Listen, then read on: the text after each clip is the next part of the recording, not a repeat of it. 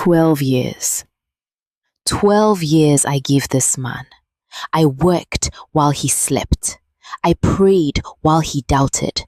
I smiled when it hurt. I covered for him. Every time, in every room, in front of every person, I covered for him. And tonight, he sat at that table with those people and he told them. What does it cost a woman to keep smiling? To keep covering for a man who does not even know she is doing it? I want you to think about that for a second, because the woman in this story paid that price for 12 years. Her name is Adaobi, and when we first meet her, she has everything. A beautiful home in Sugarland, Houston, 2 cars in the driveway, a 7-year-old daughter named Adana, who is sharp as a blade, and a career as one of the most respected cardiologists in the city. From the outside, Adaobi and Chidi were the couple, the ones people pointed to at Nigerian gatherings and whispered about. That is what we want. That is the dream. But dreams and reality are 2 very different things. They met and married in Lagos, a full traditional Igbo wedding in Enugu, coral beads, aso oke. Both families gathered, vows made before God and everyone who loved them. And the night before their flight to Houston, Chidi took Adaobi's hand and made her a promise. Whatever America throws at us, we face it together. She believed every word, and for a while it was true. They started with nothing, a 1-bedroom apartment in Missouri City. Adaobi studying for her medical boards between hospital shifts. Chidi grinding his way up in the finance world. They prayed together every morning. They ate jollof rice on a budget and laughed about it. They were each other's only family in a country that did not yet feel like home. But then things started to work. Adaobi passed her cardiology boards. Chidi got promoted. The apartment became a house. 5 years in, Adana arrived, small and loud and immediately the center of everything. They became the couple, the testimony, the ones everyone wanted to be. But here is what nobody saw. Behind that beautiful front door in Sugarland, something was rotting. Quietly, slowly, the way these things always do. Tell me where you are watching from, because wherever you are, this story is about to get very real. Welcome to KamsoChi Tales. If this is your first time here, hit subscribe right now. You do not want to miss what we do on this channel. And if you are enjoying this story so far, drop a like. It means everything. Now stay with me, because what happens next in this marriage, you are not going to see coming. Now I need you to pay close attention to what I am about to tell you, because what happened next is something that thousands of women experience every single day. But nobody talks about it. It started small, the way these things always do. A Nigerian community gala at a downtown Houston hotel. Adaobi in a stunning burgundy asoebi, Chidi beside her in his best suit. They walked in together. They looked incredible together. And when they were introduced at the head table, the room responded the way rooms always responded to Adaobi. Warmly, genuinely, with a kind of admiration that cannot be faked. And this is Dr. Adaobi, one of Houston's finest cardiologists. Adaobi smiled. Chidi smiled. But his jaw tightened first. Just for a moment. Just enough for his best friend Ebuka to notice. Later that evening, Adaobi was sharing a story at the dinner table. Something about a patient whose life she had helped save that week. And Chidi interrupted her. Gently, with a smile, corrected a detail she had gotten slightly wrong, added a joke about how doctors always dramatize their stories. The table laughed. Adalbi laughed too, but Ebuka watched her eyes. In the car home, Chidi told her she had talked too much, that she always made everything about her work, that other women at the table had husbands who were present, but Adalbi always pulled the attention to herself. She said nothing. She had learned that saying nothing was easier than what came after saying something. At home that night, she sat at the edge of their bed after Chidi fell asleep. She opened her Bible. She is clothed with strength and dignity. She speaks with wisdom. She whispered it like a prayer, like something she needed to keep reminding herself was true. The next day, Ebuka called Chidi, tried to say something. Chidi shut him down immediately. "You do not understand our marriage, Ebuka." And this like that, the conversation was over. But here is what I need you to understand. This pattern continued for months. A comment here, a correction there, a joke at her expense that everyone laughed at because nobody wanted to make it awkward. Small enough to dismiss individually, heavy enough to carry collectively. And Adalbi carried it, the way she carried everything, quietly, faithfully, with prayer, and with the stubborn hope that the man she married was closing in there somewhere. She was still hoping on the evening everything changed. Keep watching, because what happens next, nobody saw coming. It was never one big thing. It was the morning she shared good news from work and he changed the subject. It was the evening she came home exhausted from saving a life and he complained about what was not done around the house. It was the correction at the dinner table that everyone laughed off. The joke in the car that she was told not to take seriously. The Sunday she knelt and prayed alone while he slept in.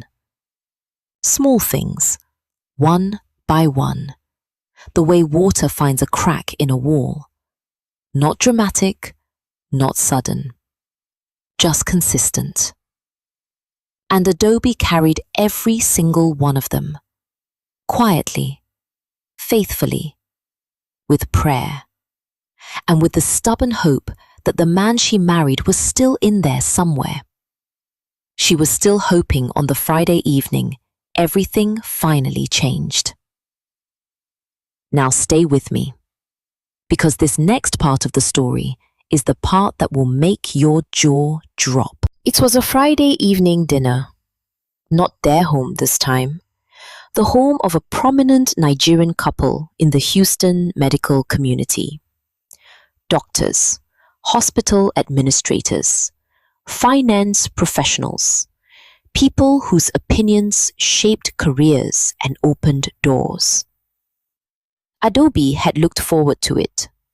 These were her people, her world. The room where she did not have to explain herself. The evening started beautifully. The food was incredible. The conversation was warm. Adobe was in her element. And then someone at the table made a comment about medical accountability, about how the system protected doctors even when patients suffered. The table debated. Opinions went back and forth. And then Chidi spoke. "Actually, my wife can speak to that more than most people here." Adobe looked at him. Something in his eyes told her what was coming before the words did. She willed him silently, with every muscle in her face, with every year of the marriage, with the memory of the night she had told him at 2 a.m. while she was shaking. "Please, please do not." He did not stop. Early in her career, Adobe made a medication dosage error on a critically ill patient. The wrong dosage. The patient almost did not make it. It went to a full board investigation. 3 months. She nearly lost her license. The table went completely silent. I want you to feel that silence. Because Adobe felt it on her skin, like something physical. She was aware of the hospital administrator, 2 seats to her left. The colleague who had worked beside her for 6 years, now looking at her differently. But she was cleared, Chidi continued, picking up his glass of water, as if he had said nothing significant. The board found it was a systems issue. She survived it, rebuilt, became the doctor she is today. That is what makes her strong. He looked at her and smiled, as if he had paid her a compliment, as if he had not just taken the most carefully guarded secret of her entire professional life, the one she had trusted only him with, the one she had told him at 2 a.m. while she was shaking, and handed it to a room full of people who could use it against her. Adobe smiled back, the smile she had perfected over years, the one that said everything is fine, the one that had protected him so many times before. She used it one last time that evening. She finished her dinner, said goodbye to the hosts warmly, was gracious and composed in the car home. She put Adana to bed, read her a story, tucked the stuffed bear under her arm, kissed her forehead. Then she went to the bedroom. She could hear the shower running, and she made a decision. She opened the wardrobe. She took out a bag. She packed quietly and efficiently. The way a woman packs when she has made a decision she is not going back on. She lifted Adana from her bed, still half asleep. Mummy! Shh! We are going to Auntie Chisom's. Go back to sleep. Okay, Mummy. And she walked out of the front door. She did not leave a note. She did not need to. He already knew why. Now I have a question for you, and I want you to be honest in the comments. Was Adobe right to leave? Drop your answer below. And keep watching, because the story is far from over. It was 11:30 at night when Chisom opened her door. No questions, no explanations needed. She simply stepped aside and let them in. That is what real friendship looks like. Adobe sat at Chisom's kitchen table with 2 mugs of tea between them, and she talked. For the first time in years, she really talked. About all of it. The gala, the car rides, the corrections, the years of smiling through things that should have made her scream. And then the dinner. Chisom listened to everything, and then she said the thing she had been holding back for 3 years. Ada, what Chidi is doing has a name, and it is not love. Adobe already knew. She had always known. She had just kept hoping it would stop on its own. It never does. In the morning, Adana woke up in an unfamiliar room, looked around with those big, intelligent eyes of hers, and asked the question children always ask when they already know the answer. Mummy, are we not going home? And Adobe held it together, the way she always held everything together. For 2 weeks, Chidi called every day, sometimes twice. Ada, come home. I will be at the hospital tomorrow at 8. I am not asking about the hospital. I am asking you to come home. I know what you are asking, Chidi. Get some rest. He did not apologize, not directly, not clearly, not in the way the situation demanded. And Adobe listened to all of it and said goodnight and ended the call. But here is where everything changed. On a Thursday morning, 2 weeks and 3 days after she left, Ebuka called. Not Chidi, Ebuka. Ada, something has happened. Chidi is at his desk and he cannot speak properly. One side of his face is drooping. The ambulance is on the way. I think it is a stroke. Adobe was already moving before Ebuka finished the sentence. She got to Riverside General before the ambulance. She stood in that corridor in her white coat and watched them wheel her husband through those doors. And for one suspended moment, she was not a cardiologist. She was just a wife. The neurologist confirmed it within the hour. Ischemic stroke, left hemisphere. The clot had been caught early. He would survive, but the road ahead would be long. And here is the part that will stay with you. The man who spent years silencing his wife with his words had just lost the ability to speak. And the woman whose voice he tried to dim was now the most important person in that hospital room. God does not play. She sat beside his bed. He reached for her hand. She let him take it. And then she drove back to Chisom's house. Not home, Chisom's house. I need you to drop a comment right now. Just one word.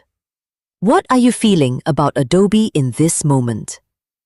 One word in the comments. Let me know you are watching. What followed was something the Nigerian community in Houston had never quite seen before. Dr. Adaobi coordinating her husband's stroke recovery from her best friend's guest room. She showed up at Riverside General every day.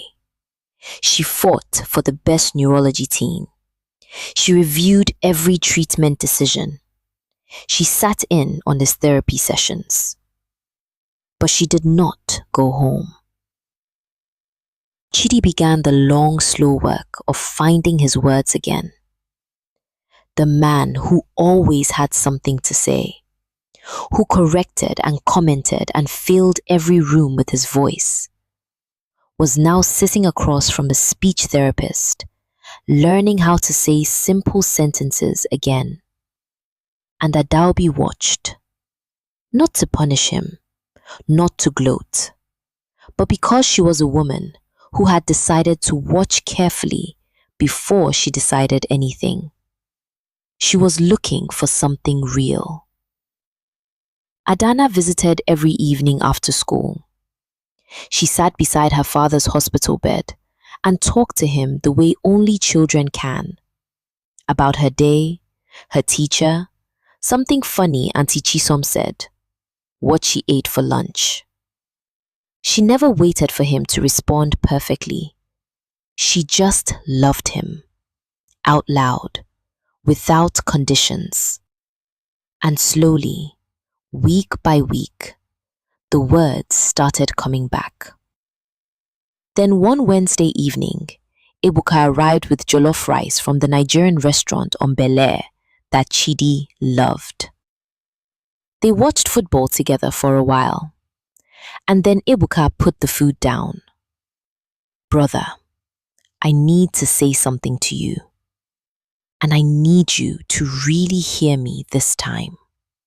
What followed was the most honest conversation two men had ever had in that hospital room.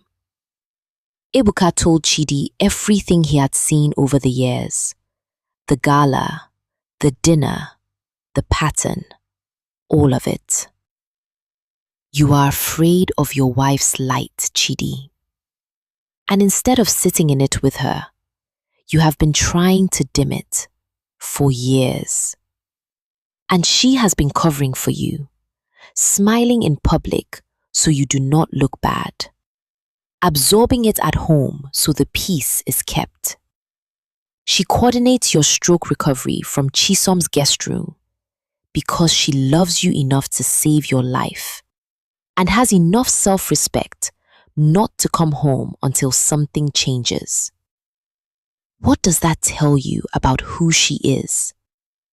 And what does that tell you about who you have been? The room went very quiet. Chidi stared at the ceiling for a long time.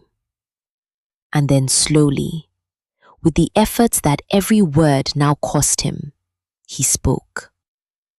I was afraid, Ebuka. I have always been afraid of her, of what she made me feel like. He stopped, gathered himself. I knew at the dinner.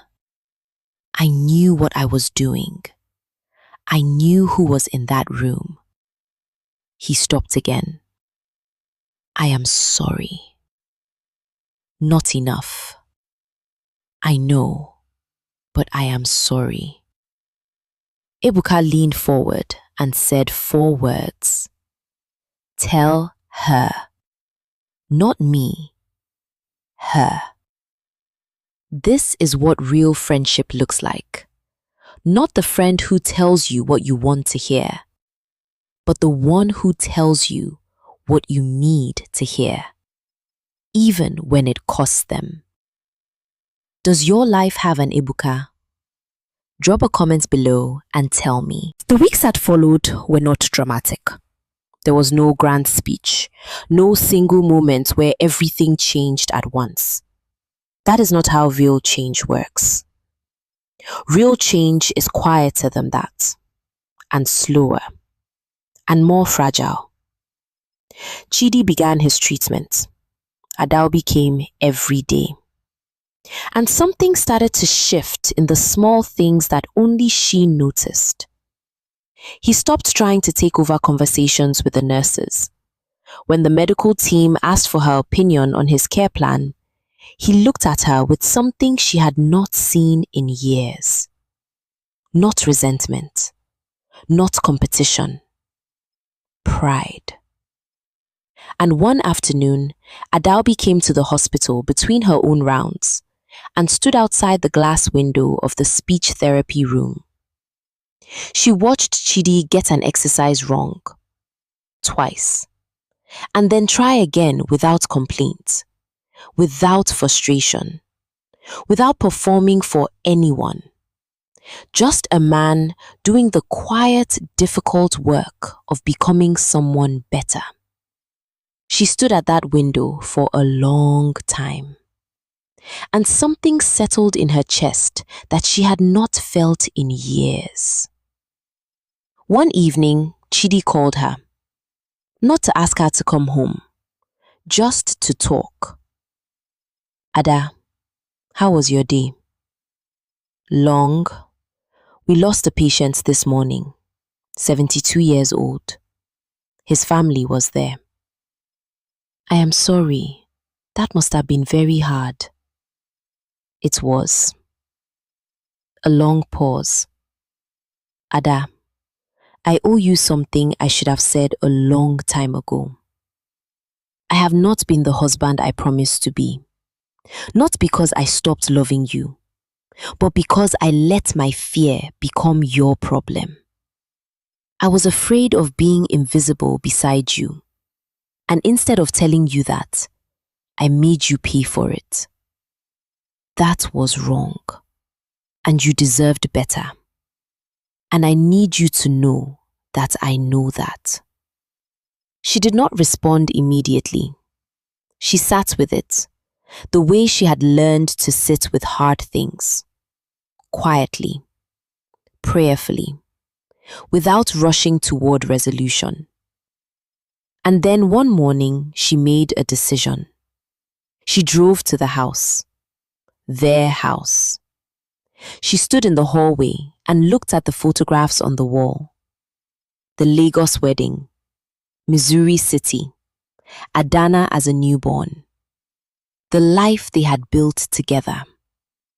She set her bag down. She went to the kitchen and made tea. 2 sugars, no milk, a slice of ginger. She sat at the kitchen table where they had eaten jollof rice on a budget 14 years ago and laughed about it. And she prayed, Lord, I am choosing this. Help me not to regret it. And help him to become who he was always supposed to be. When Chidi finally came home from rehabilitation, Adaobi and Adana were both there. Adana ran to the door before he finished opening it. Adaobi stood in the hallway, and Chidi walked in slowly, still rebuilding, still becoming. He stopped in front of his wife. He did not rush toward her. He did not perform. He simply opened his arms, and she walked into them. And they stood in that hallway the way they had stood in a Lagos airport 14 years ago. Uncertain, hopeful, holding on to something neither of them could fully see yet, but both of them chose to believe in anyway. The promise was not the one they made on the night before their flight. The promise was the one God had been keeping all along. That he would not allow what was broken to stay broken forever. That he would use even the hardest seasons to bring 2 people back to what they were always meant to be. Before I give you the closing reflection, I want to ask you something. What part of this story hit you the hardest? Was it Adaobi and the years she carried in silence? Was it the dinner that finally broke everything open? Was it Chidi losing his words? Or was it Ebuka, the friend who finally said what needed to be said? Tell me in the comments. I read every single one. And stay with me for the closing reflection, because I have something important to say to you directly. I want to speak to someone today. Maybe you are Adobe. You have been carrying something in your marriage that nobody sees. You smile in public and absorb in private. You cover for him because you love him and because you know that what happens at home is not who you want the world to see him as. And then one day, you crossed the line so far that even your patience ran out. I want you to know something. Leaving was not weakness. Leaving was wisdom. Knowing the difference between what you will carry and what you will not. That is not pride. That is self-respect. And self-respect is not the enemy of love. It is what keeps love honest. You did not stop loving him when you packed that bag. You loved him enough to refuse to let the marriage continue the way it was going. And when you went back with your eyes open, not because he deserved it, but because God told you the season had come, and you trusted that. That is faith. Real faith. The kind that costs something. Maybe you are Chidi. You are sitting somewhere right now with the uncomfortable knowledge of what your fear cost someone who loved you faithfully. Knowing is only the beginning. The work is in the becoming. You cannot undo the dinner. You cannot give back the years. But you can become someone different. Starting today. Starting in the small things. A man who is afraid is not a bad man. But a man who refuses to face his fear, that is a choice. And choices can be changed. And maybe you are Ebuka. You saw something wrong happening and you said something anyway. Not with judgment, with love. The world needs more people like you. Whatever role you recognize yourself in today, know this. God sees the dinner table where she smiled through the pain. He sees the bag she packed in silence while the shower ran. He sees the hospital room where a man fought to find the words he should have said years ago. He sees the hallway where two people chose each other again with their eyes wide open. He was there for all of it. He is here for all of it. And he is not finished with your story. He never is. If this story moved you, share it with one person who needs to hear it today. Subscribe to KamsoChi Tales so you never miss a story. And I will see you in the next one. God bless you.